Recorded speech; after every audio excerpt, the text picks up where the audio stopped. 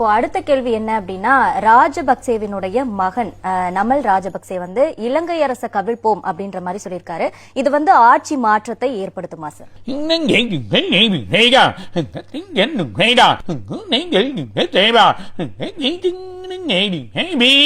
கண்டிப்பா முடியாது.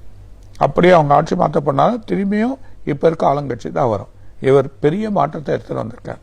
இன்னும் மக்கள் இவர் மேல நல்ல விருப்பமா இருக்காங்க. இப்ப இருக்கக்கூடிய அரசை கவிக்கிறது ரொம்ப கஷ்டம். அந்த அரசை கவித்தாலும் அதே அரசே தான் திரும்பி வரும். அதுக்கான வாய்ப்புகள் உண்டு. ஏன்னா மக்கள் தமிழர்களும் சரி, அங்க இருக்க சிங்களரும் சரி, இப்ப இருக்கிறதா ரொம்ப நேசிக்கிறாங்க. நிறைய வழிகள் பண்ணியிருக்கார், புதிய திட்டங்கள் எடுத்து வந்திருக்கார், நிறைய கரப்ஷனை ஒழிப்போம்னு சொல்லியிருக்கார். அது இல்லாம இந்த நாடு சிங்கப்பூர் போல ஆக்கும் அப்படின்ற ஒரு நிலைக்கு அவர் உறுதி எடுத்து நிறைய விஷயங்களை பண்ணியிருக்கார்.